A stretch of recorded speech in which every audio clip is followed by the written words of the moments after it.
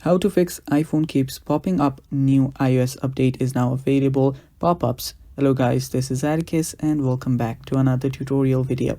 In today's video, I'll teach you guys how you can fix your iPhone keep popping up new iOS updates, and let's fix it.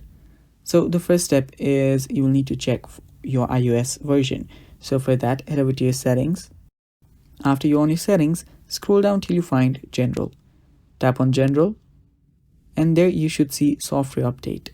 Tap on Software Update, and after you see the software update, you should be able to see your software's version as well. So after you see your software's version and you see an update available to fix your iPhone from keep giving you the pop-ups, all you can do is update the software. So update the software to the latest version, and doing that you won't be getting the same pop-up again and again unless there is a new update available. So just update your iPhone to a latest version of your iOS system, and then you should be good. And that's all for today's video. Thanks for watching. Stay tuned for more, and bye-bye.